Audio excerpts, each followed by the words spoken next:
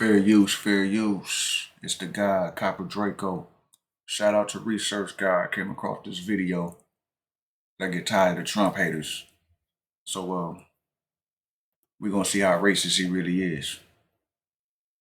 All right. Now, for all of you people that are ignorant, that have so much to say about Trump, let's see what Trump did during his first term, since you guys don't know. President Trump signed the historic First Step Act into law. What happened during that First Step Act? You had a lot of people in jail for nonviolent crimes. So if you were in jail for a nonviolent crime, you had an opportunity to have your case re-examined. And guess who got out of jail? Guess who were most of the people who got released from prison? Black people. Okay, let's go down real quick. It says the First Step Act shortens mandatory minimum sentences for nonviolent crimes. The law allows offenders sentenced under racially motivated mandatory minimums to petition for revaluation. Oh, I thought Trump was a racist.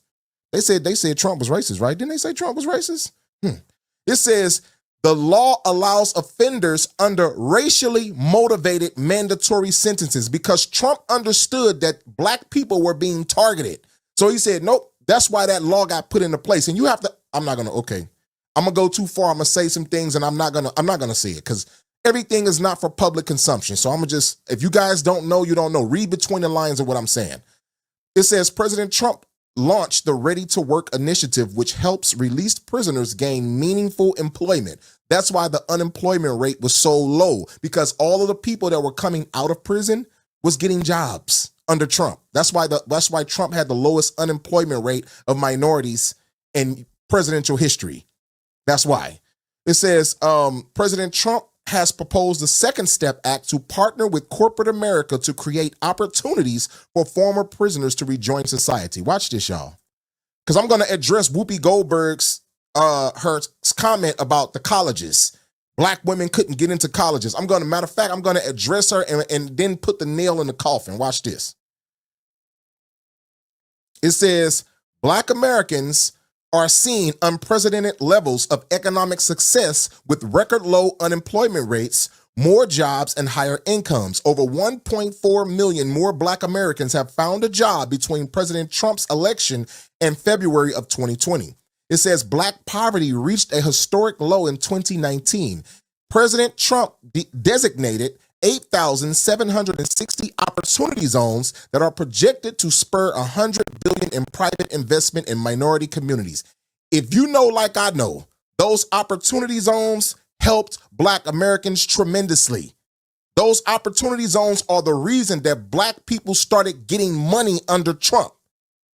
So if you were just a bumpkin sitting on the couch playing the video game, eating hamburgers and French fries, and you were not actually in the world commuting and making money, then that might not have benefited you. But it definitely benefited many Black Americans. Those opportunity zones, when they were put in place, it allowed Black Americans who own businesses to get higher tax cuts. So we can compete with the non-minority owned businesses. You understand? So that's how that benefited and helped many of us. All right, let's go down. It says the Trump administration established a fund to deploy $1 billion in capital funding for minority-owned businesses through the Commerce Department. I thought he was racist, though. Wow. $1 billion in capital funding to go to minority-owned businesses, but he's racist. Okay. A lot of brainwashed people out there, I promise you that. Watch this. Now, let's address your statement about the colleges.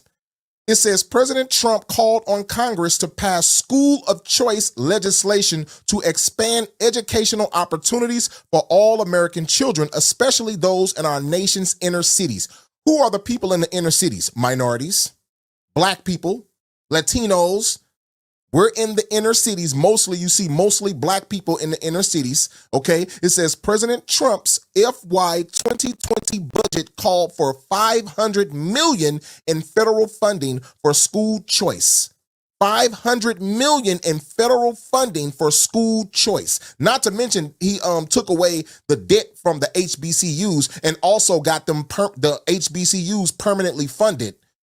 We're not even going to mention that part. But it says, And in 2018, he signed legislation increasing school choice funding by 42 million. So how could those women get into college?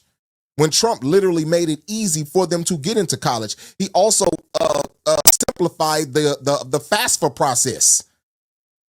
So you wouldn't have to go through all of that bull crap with FAFSA to get into college. How couldn't they get into college? You don't know what you're talking about.